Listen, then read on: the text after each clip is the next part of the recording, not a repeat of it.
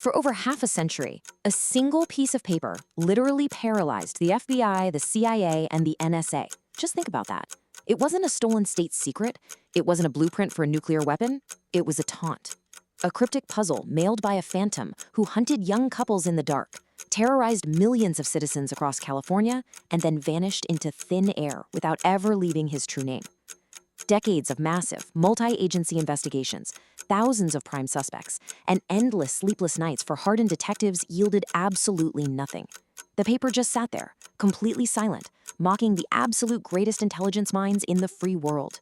51 years. That is exactly how long it took to crack his code. It's almost unbelievable. It required 650,000 digital variations, custom brute force software, and 3 international geniuses: an American software developer, a Belgian computer programmer, and an Australian applied mathematician. These guys were working tirelessly across completely different continents just to finally read the mind of a serial killer in December of 2020. They ran simulations until the servers literally burned hot, peeling back the layers of a half-century-old enigma. But to understand the true, chilling horror of the message they ultimately unlocked, we have to go back to where the nightmare actually began.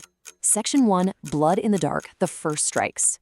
Let's rewind to December 1968. David and Betty Lou are teenagers on their very first real date. Picture this. David's wearing a light blue shirt, nervously pocketing breath mints, his stomach completely full of butterflies. They park on a quiet turnout off Lake Herman Road. The radio is playing softly. It's a beautiful, fragile moment of innocent teenage romance. And then, headlights cut through the dark. A second car rolls up silently behind them. The butterflies are instantly replaced by shattering glass and absolute panic. A man steps out. 5 shots hit Betty Lou in the back as she desperately runs for her life.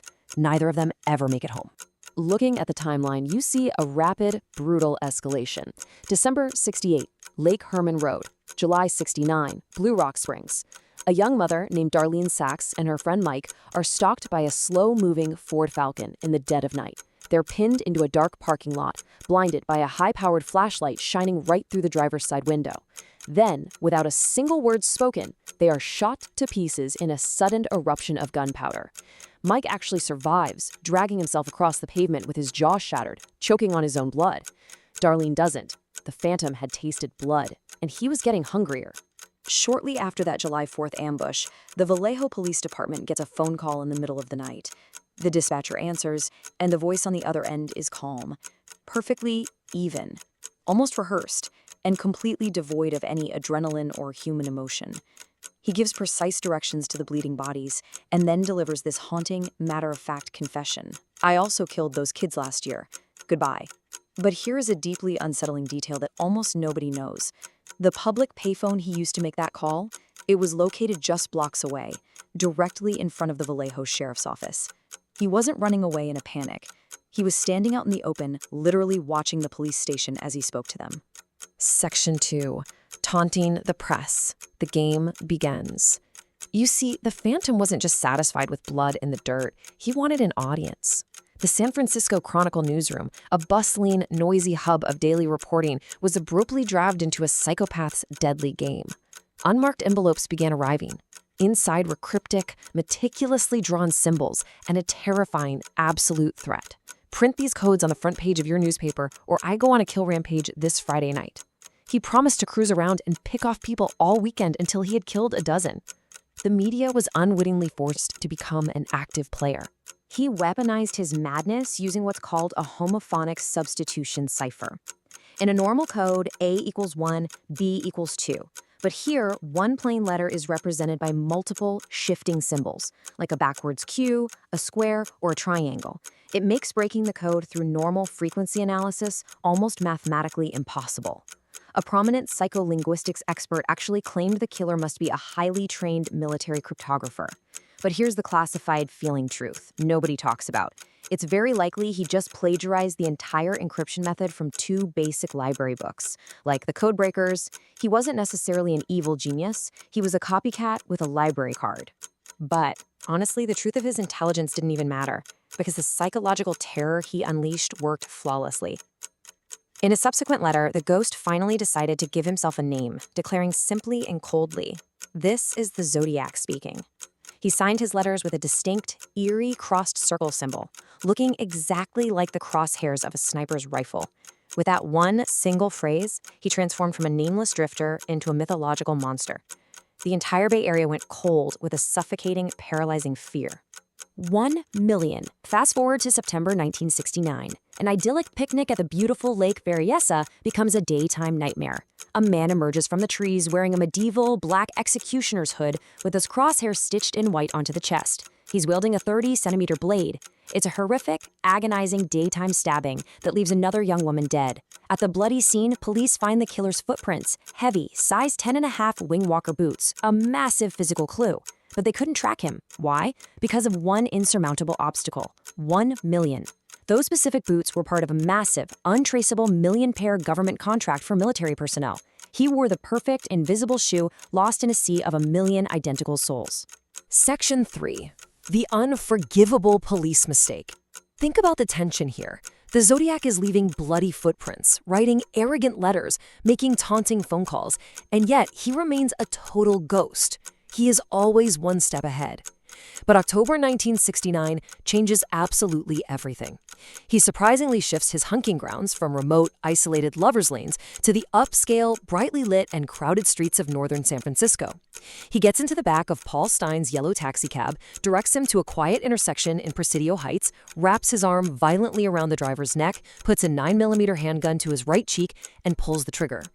Which brings us directly to the most agonizing, heart-stopping near miss of the entire half-century case. How did 2 police officers speak to the Zodiac and let him walk away? A witness calls the shooting in immediately. As police sirens wail and cruisers swarm the foggy, darkened neighborhood, 2 patrol officers spot a stocky man lumbering down the street away from the crime scene. They slow down, roll down their window, and ask him if he's seen a suspicious man running by. The stocky man pauses, points them calmly in a direction down the road, and the patrol car speeds off into the fog. They literally spoke to the killer face to face and let him vanish into the night. How on earth does that happen? It happened because the police dispatch alert that went out over the radio contained a devastating, unforgivable error. In the sheer chaos of the 911 call, the dispatcher told officers to look for a black male suspect. The 2 officers in the fog were looking at a stocky white male, walking away from a murder, likely still dripping with Paul Stine's fresh blood. Because of 3 wrong words spoken over a police radio, the most wanted man in America confidently pointed the authorities in the wrong direction, turned the corner, and walked away forever. Section 4. Targeting the innocent. If the San Francisco police thought the taxi murder was just a routine robbery gone wrong, the Zodiac made sure they knew his name. To prove the impossible to baffled detectives who couldn't understand how he slipped right through their dragnet, he mailed the San Francisco Chronicle a torn, blood-soaked piece of Paul Stine's own striped shirt. The physical proof was undeniable. The monster was real, and he was loose, roaming freely within the city limits, completely invisible to the law. Then came the threat that brought an entire state to its knees. He mailed a new letter containing this exact horrifying sentence: "Just shoot at the front tire and then pick up the kiddies as they come bouncing out." He threatened to wipe out a morning school bus. He even attached a meticulous, hand-drawn sketch of an improvised explosive device, a bomb he claimed was already built and hidden along a roadside. This wasn't just a serial killer anymore. This was an act of domestic terrorism. He attacked society from within by tapping into the deepest, most universal and primal human fear imaginable: the survival of our children. 7,000. That's the massive number of kilometers of daily school bus routes in Napa County alone that suddenly had to be secured by force. To put that into perspective, the logistical nightmare was absolutely unprecedented. Heavily armed police officers with shotguns rode inside the buses, sitting right next to terrified elementary school students. Air patrol planes flew continuously overhead, scanning the dirt roads for snipers. Armed forest rangers in pickup trucks escorted convoys of yellow buses through the morning fog. The entire Bay Area was thrust into a state of absolute, suffocating paranoia. Every single shadow was the Zodiac. Section 5. The Ghost Remains, Cracking Z340. Eventually, the physical killings stopped as abruptly as they had begun, but the psychological torture, that didn't end. He mailed one final, impossibly complex 340-character cipher, a dark, scrambled block of symbols that sat dormant, mocking authorities and amateur sleuths alike for decades. It became a literal graveyard for cryptographers until December 2020. So how do you finally catch a ghost who refuses to be found? You use math.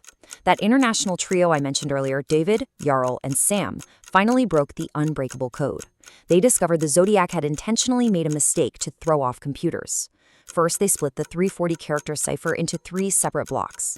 Then they applied a bizarre, highly unusual diagonal reading rule. Down 1 space, right 2 spaces. Finally, they transposed the text to reveal the hidden message. The mathematical logic is staggering, but the agonizing anticipation of what he actually wrote inside that code, that's what kept them staring at their glowing screens in the dead of night. After 51 years of total deafening silence, the decryption software finally spit out the killer's ultimate, unvarnished message. I am not afraid of the gas chamber, because it will send me to paradise all the sooner. He truly believed that every life he took, every innocent teenager he violently murdered in the dark, was just him collecting slaves to serve him in the afterlife. The sheer, grandiose delusion of a man who thought his butchery made him a god is utterly, fundamentally terrifying. But what if we've been looking at this entirely wrong? Nobody knows this highly controversial, paradigm-shifting theory proposed by American English professor Thomas Horan, the literary hoax. What if the Zodiac Killer never actually existed? What if the murders at Lake Herman, Blue Rock Springs, Lake Berryessa, and Presidio Heights were entirely unrelated crimes committed by entirely different perpetrators? And what if the letters, the symbols, and the ciphers were just a massive, brilliantly executed literary hoax? A fictional character created by a lonely opportunist claiming unrelated crimes just to torment the police, humiliate the press, and feed off the public's rampant hysteria. It changes absolutely everything we've just talked about. Was he a criminal mastermind or a pathetic phantom who got the Hollywood immortality he craved?